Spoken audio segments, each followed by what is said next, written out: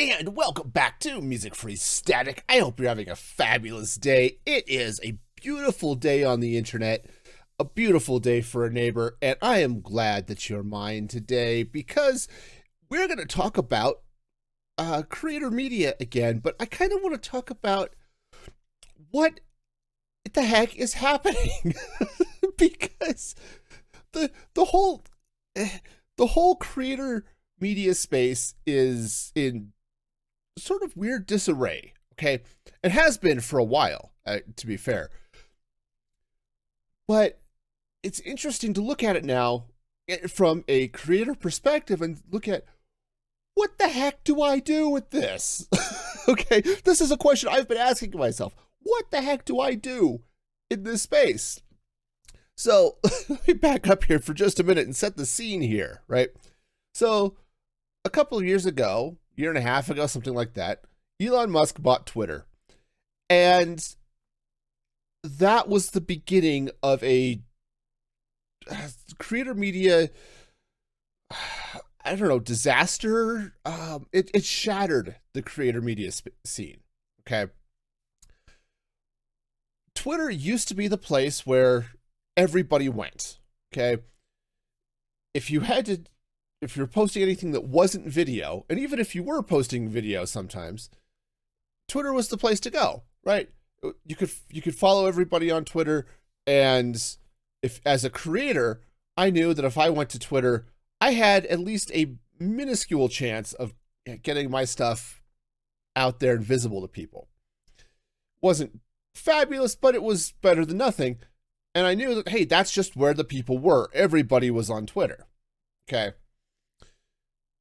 And then comes the Muskining, and Twitter imploded, and it shattered that side of the creator media space.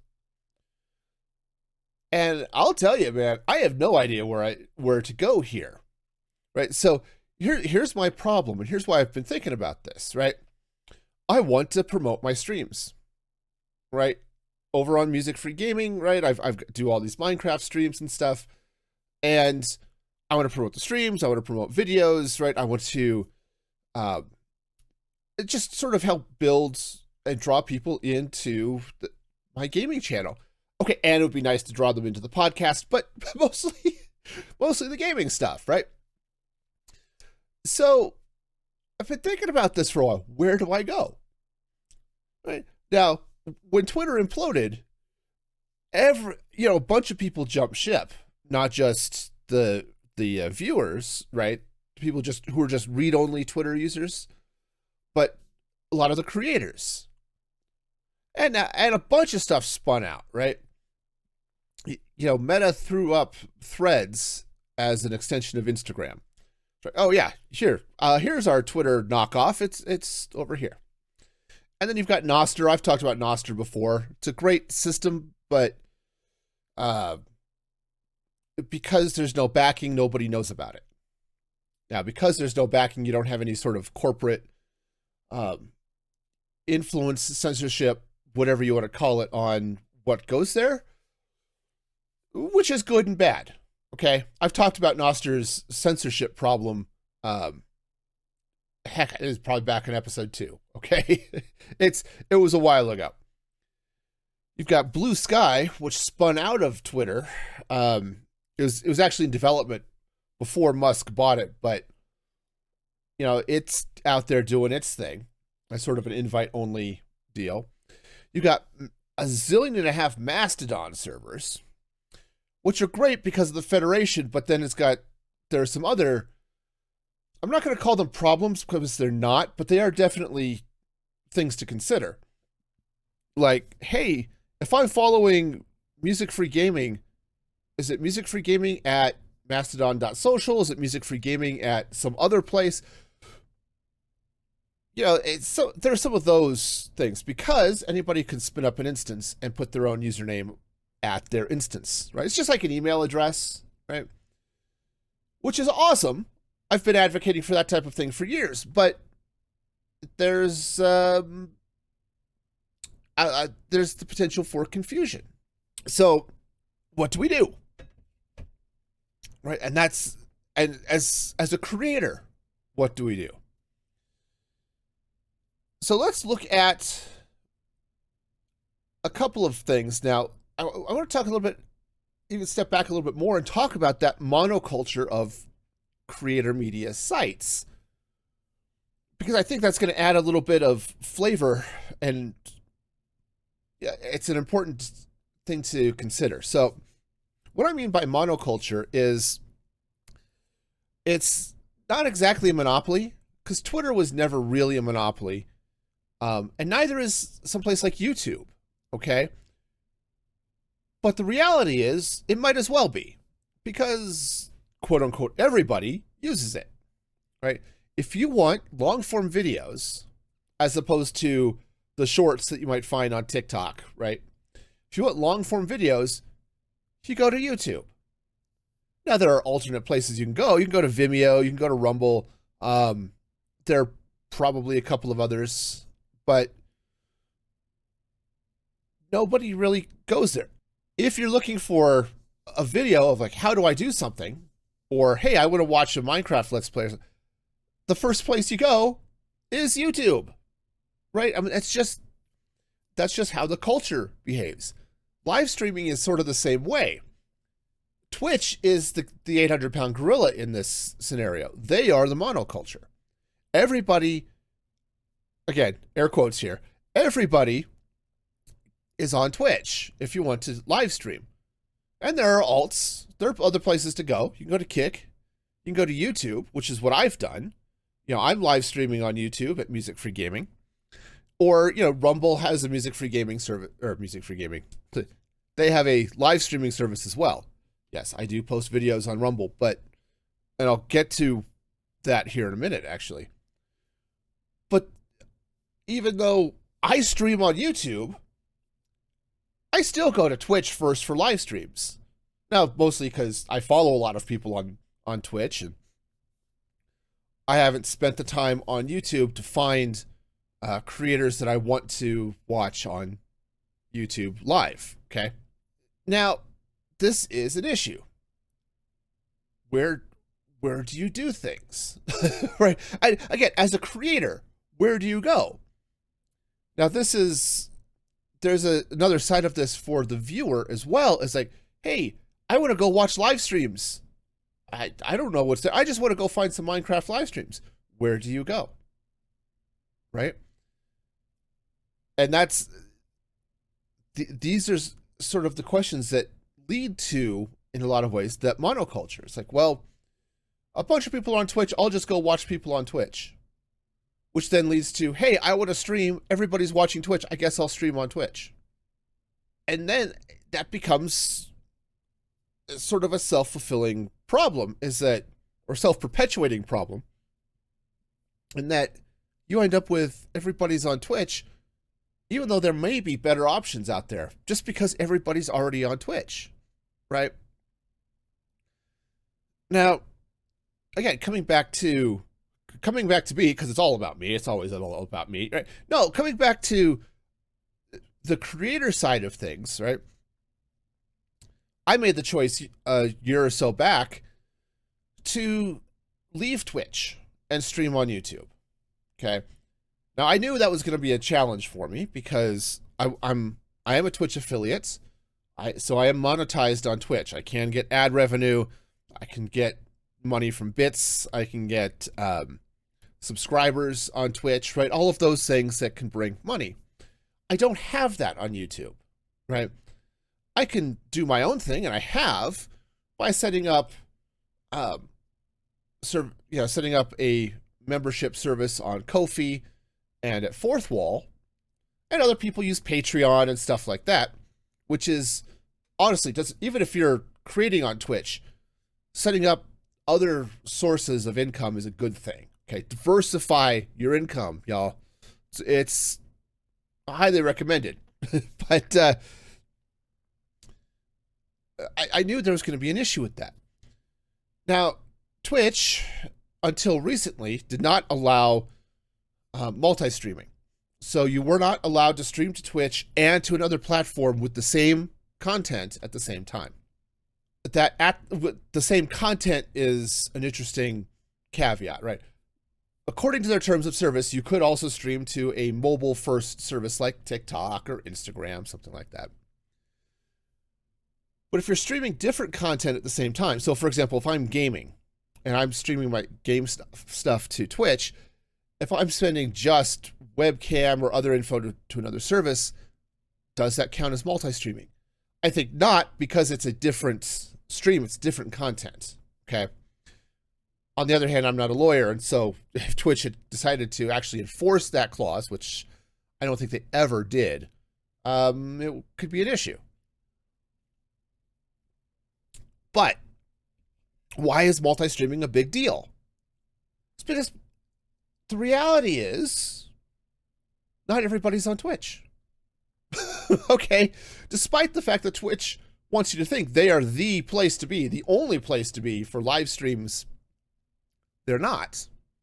And so you get a lot of creators who are trying to reach out to other platforms, to audiences on those platforms, and sometimes to take advantage of perhaps better monetization offers on those platforms. Okay? And I get that. I multi-streamed for years. For a long time, I was using Restream, and I streamed to YouTube, and I streamed to Twitch, and I streamed to, at the time, it was Beam, and it became Mixer. Okay? And when Restream started having issues with YouTube, I took a long, hard look at my content, my analytics, what I was getting for viewers, and that type of thing, and decided, you know what? I'm going to focus on one platform, because I was tired of dealing with the lowest common denominator of platform features, right? Now, there weren't as many at the time, but, you know, there were just some things, oh, Twitch can do this, and YouTube can do that, and Mixer can do this, and if I want to have a unified experience for my viewers, I have to come down to the lowest common denominator. What can everybody do? And that kind of sucks. Or I have to tune each platform for what it can do, but now I'm maintaining 3 platforms and not 1, and that becomes a big time sink, right? So I went to Mixer. Now, I want to say that, was that a mistake? No, I don't think it was for me at the time. I think there are definitely times I think I stayed too long on Mixer. I think I probably should have gone back to Twitch a little sooner, but I had a lot of faith in Microsoft and what Mixer was doing. It was a great platform. I liked the RTS, what do they call it? FTL streaming protocol. It was really, really fast. Okay, the real-time interaction was amazing because the latencies were so low. Okay, it was fabulous. And Mixer had some user interaction features that Twitch kind of sort of did a little bit when they added their channel points rewards. You know, the little buttons that can pop up to say, oh, tell the streamer to drink water or do other things, right? Mixer had that in an amazingly customizable fashion. Okay, it was amazing. But Mixer died.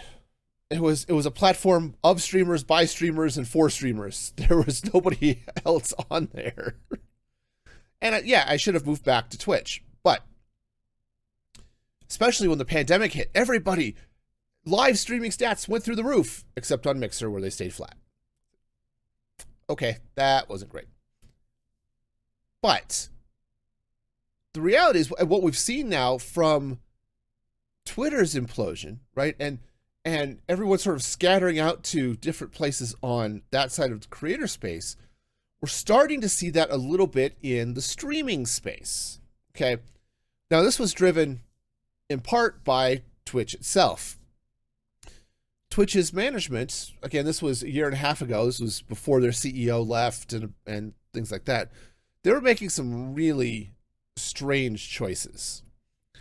And as I was looking at the choices Twitch was making, they really started to feel like it was a platform in downfall. and they were throwing anything at the wall to try to save themselves. It had a real Mixer vibe there, in that Mixer towards the end was trying to do anything to get new viewers, trying to shore some things up, and none of it worked. And Twitch felt like it was trying to do the same sorts of things. It's like, okay, maybe what they're doing was different, but the reasoning felt the same. They're scrambling to survive. And I looked at that, I looked at some of their decisions, and I looked at what I was doing with my content and decided, you know what? I really liked streaming on YouTube, and I'm not real thrilled with what Twitch is doing. Maybe I'm going to consolidate on YouTube. And I did, and I'm very happy about that for the most part. Well, Twitch has sort of righted their boat a little bit. They've rode through the storms, and I think they're in a better place now than they were a year ago, which is fabulous. But I'm not the only one who decided that maybe Twitch is not the place to be. And you had Kick spun up. You also had like Trovo, which I don't know if Trovo is still around. Glimish is gone. Right, but you had some of these other streaming services come up because people were sick and tired of Twitch. Now, Kick was started by people who got tired of being kicked off Twitch's platform for violating their TOS. And Kick is trying to overcome an early reputation for being a dumpster fire. Okay. I mean, for a long time, if you know, Twitch or Kick had problems with people just outright streaming porn. You had issues with all sorts of really vile, just behavioral stuff that there's a reason these people weren't on Twitch anymore. And they're trying to overcome that, and they're trying to entice streamers in with what's like a 90-10 split of revenue, which is straight up amazing for the streamers. I don't think it's viable long-term for Kick, but that's what they're doing. And so you've got a bunch of streamers out there who are trying to multi-stream to take advantage of that. And multi-streaming sucks, to put it, not to find a point on it. It's great. Harris Heller over on the Senpai Gaming channel talked about a lot of reasons why first he was opposed to multi-streaming and now why he supports it, with the idea that, hey, go to where your audience is, right? You don't have to, you're not necessarily limited to where you're at. The problem is consolidating all of that stuff is hard. And I don't think it's particularly rewarding for you as a streamer or the viewer, right? I was was in the YouTube gaming Discord the other day, and there was somebody talking about the problem with, because of multi-streaming, a bunch of people who've just basically started streaming to YouTube, but have set their title to, hey, if you want to chat, go over to Twitch. Right? They turn off comments and stuff on their stream and said, hey, I'm interacting with people over on Twitch, but you can watch the live stream on YouTube. Okay, I mean, that's fine. But it's just feels spammy, I think, is really how I want to approach this, because you're not streaming to YouTube for YouTube viewers, you're streaming to YouTube for Twitch viewers. Right? And that's it. It kind of feels spammy. Now, the other side of it, of course, is video production. If I'm creating long-form videos, where do I put it? And right now, the answer is YouTube. I'm also posting my videos to Rumble. Why? Because I wanted to try it out. Am I getting viewers there? Viewers, plural, might be too strong a word. I get a viewer or two over there, but I'm not... There's no reason, right? I'm getting more viewers on YouTube than I'm getting on Rumble. it's just a thing. Vimeo has existed forever, but Vimeo's target audience seemed to be commercial videos. Like, you can pay to watch these videos. You could subscribe to this channel. As a content producer, you can upload your content there so that people can, pay for access, right? You're selling your video, not just throwing it out there for the world to see. Okay, so it's a slightly different game over on Vimeo than what you've got on YouTube and Rumble. Rumble is just trying to be YouTube, but not to put too fine a point on it, they're trying to be YouTube, but from a politically right-wing standpoint, okay? Now, that in and of itself is not a bad thing. Competition in the space of ideas is also awesome, and that's the thing. One of the things I love about capitalism and really any sort of free enterprise is if you don't like what's happening somewhere else, build something better, or at least an alternative. Now, are people going to come to your alternative? That's the question I'm trying to answer for myself right now. Right? Not that I expect, I'm not jumping ship from YouTube to Rumble. It's like, oh, YouTube is going away, I must Rumble. No. But the question is, where do I put stuff, right? I'm one person doing this part-time, right, as a hobby, right? I want to get stuff out there. I want to build up my audience, right? But where do I do that? Now, I've made the decision. YouTube is the place for my content, okay? Obviously, the podcast is here on Music Free Static on YouTube.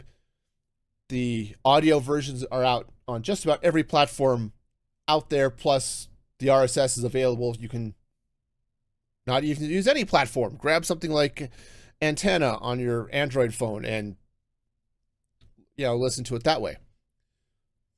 But my streams and my long form gaming videos, it's on YouTube because that's where I feel like I've got the best.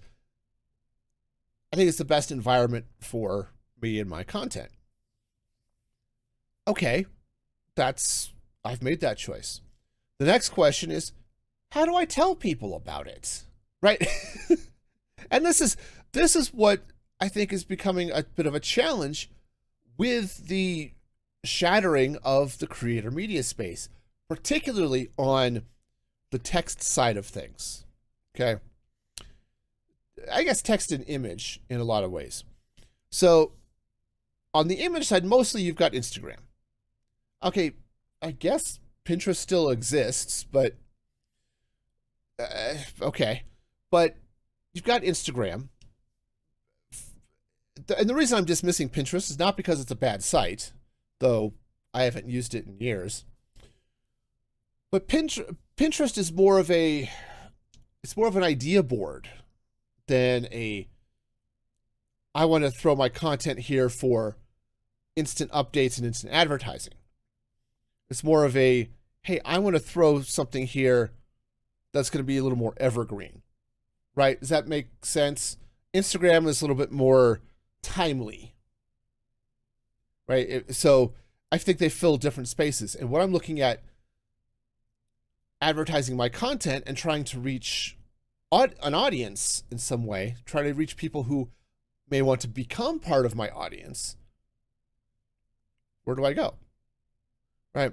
Now, Instagram for images is horrible. Okay. Despite the fact that this is what Instagram was built on, was sharing images. Heck, I don't think you can even post to Instagram without an image of some sort. Okay. But they don't push their images at all, right? They don't really push them out to feeds and stuff. No, what they're pushing is video, the reels, right? Now, they're trying to compete with all of that sweet, sweet TikTok money, right?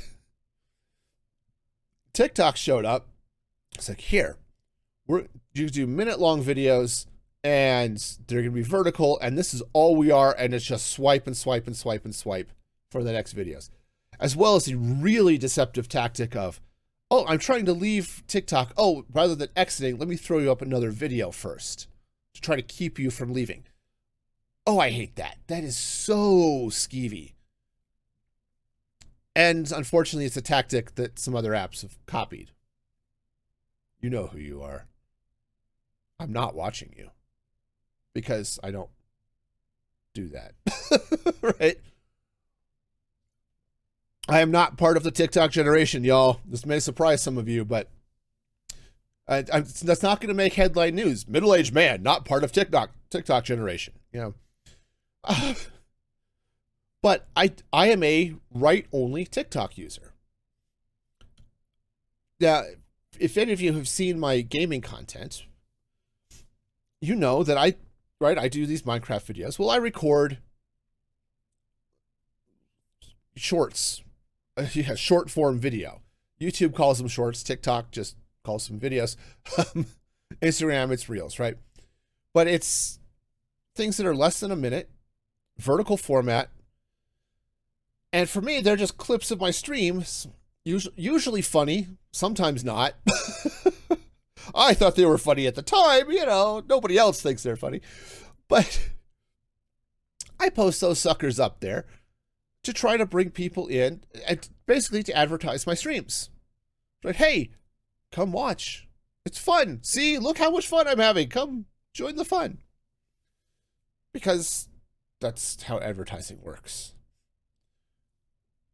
Well, back in the day, like 2 years ago, Twitter was a great place to do that.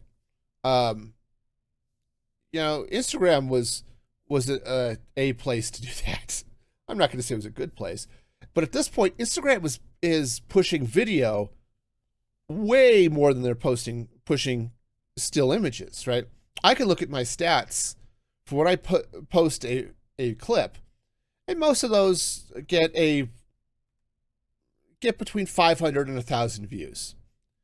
Not fabulous, okay? But that's, in a lot of ways, that's just sort of their testing numbers. I get kind of that on YouTube with shorts as well. That sort of 1,000 to 2,000 view, okay? Which is nothing. So that's testing data right there. That's YouTube pushing it out to see if people actually want to watch it, and then they'll feed it to more people. Sort of, those numbers are sort of the same on Instagram. But I look at when I do a post on Instagram that's, hey, I've got a new video up. It's the title card and usually some other screenshots of the build and things like that. And yes, a link to the episode so people can watch it if they choose. I get 10 views, right? It's almost nothing. It's like, why bother? Well, because I have to post this somewhere, right?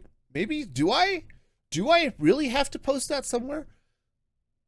Well, if I want to get new viewers, I need to post it somewhere, right? Is Instagram still a place to do that? Okay. The videos, yeah, maybe. And I've gotten some people who've come over from those. I've gotten people who've come over from TikTok. And I get, again, they're testing data. I get about 250 views on most of my videos. And it's consistent. It's like, yep. Unless this particular video gets shadow banned and gets 0 views, which has happened a couple of times, most of my videos kind of just hover around that 250, 300 view mark. That's just where it is. Okay. So where do I post stuff? Right? If I want to bring in new people, where do I go? Now, the random thought stuff that I'd often post, you know, to bring engagement, it's like, hey, look, I'm a normal person. Look at me being normal. Which, if you're following a brand account and they're posting those random thoughts, they're not doing it because they're just happy-go-lucky people. It's because they're trying to get engagement, trying to build connections to get people to come watch their content, right? Or consume their content, whatever content they're making, okay? Yes, it's true. Sorry to burst your bubble. On the other hand, you got to advertise somewhere if you want people to find it, right? Sometimes, yes, people will stumble across my content because of YouTube search, or they do troll through the live streams or something. What's that? Where do I go? And this is becoming, because I'm going to use the phrase, it's becoming a problem. It is a problem for me. I don't know that it's actually a problem for the creator media space in general. Question mark? Okay.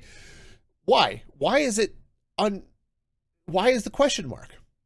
Well, it's what do I do, right? So if I want to reach people and try to get them to come to my content, where do I go? Right? And that's how I started this discussion. Where do I go? Do I post on Threads? Okay, there's definitely people there, though I think their usage dropped 90% after the first couple of weeks, right? There's Blue Sky, okay, but my personal usage is that I don't want to use my phone to do this stuff. When I'm doing stuff for my stream and things, I tend to be on a computer and I want to use my browser. So Blue Sky is a little bit of an issue. I could use Nostr, but that's not really, the audience I want to reach is not on Nostr. Okay, I like Nostr, but the reality is most of them are not looking for gaming content. I know, I've tried, and nothing. No, that's just not what's over there. If you want some fun political discourse, you want some subversive content, you want to hear Bitcoin bros talking about Bitcoin things, Nostr is the place for you. And I love the protocol, and I love that. And the reality is, I don't keep track of any of this anyway, because I cut most of that out of my life even before Twitter imploded. Because I don't think it's the way it was being used was particularly good for anybody. And I may have to do another podcast on that at some point, but this is kind of where I sit is, okay, I could try to figure out Mastodon or try to, I know how to use Mastodon. I've got an account. It's just, do I want to try to use Mastodon to reach people? Right? Do I want to try to use Threads? I don't know. And what this tends to lead to then is content gets spammed everywhere. And this is what I'm doing with my shorts. I'm posting it to TikTok, posting it to YouTube, of course, because YouTube is my main place. It gets posted to Instagram for Reels, right? I also posting it to Tumblr, because why not post to Tumblr, right? And really, it just becomes content spam. Okay, yes, reach people where they're at. That's fabulous. I'm one person, right? Where can I go to actually maximize my effectiveness? I'm not going to say Twitter was necessarily it, but at least everybody was on Twitter. Right, and this is sort of a problem you start running into. And if you're following people, I'm following people on Threads, and I'm following people on Blue Sky, and I'm following these Mastodon people, and now they're posting everywhere. Now you just see the same content 3 or 4 different places. So what do we do? Right. As a viewer, that becomes an issue. And how many different apps do you want to check during a day? Which then goes back to, hey, is a monoculture a good thing or not? I tend to think not in a general sense, but it does lead to some interesting challenges. And that's kind of, I don't have answers here. I just have questions. What happens here in the creator space with this? And I said, the reality is I just don't know. Because if I knew, I would, I will post all of my stuff over here. I don't. And I don't know if you have answers, please post them in the comments on YouTube or join my Discord server. Discord and services like it, Gilded and things like that, are in my opinion, the only true social media out there. All this rest of the stuff is creator media. It's a place for creators to post things to be consumed by everybody else, right? It's not a place to be social. So what's out there? What do we do? As content creators, what do we do? As viewers, what do we do? If you have thoughts, let me know. Drop them in the comments and say, hey, even if it's just, I use this app, I only use this app, and great, I know I'm missing posts by somebody else. That's just how I feel about X right now, right? I have people, I'm part of their communities, but they post a lot of stuff to X that I never see because I don't use X. So is that a bad thing? I guess that's in the eye of the beholder, but right, how do we deal with that? So again, lots of questions, not a lot of answers. Something I'm definitely going to be thinking about for a while for my own content production perspective. But I'm curious again, what do you think? And I really want to know. And now that I've rambled for a while, let's go ahead and shut her down for the night. Thank you all for joining me today.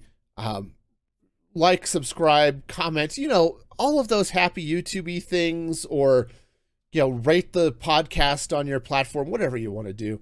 And until next time, be excellent to each other. And this is Music Free Static signing off.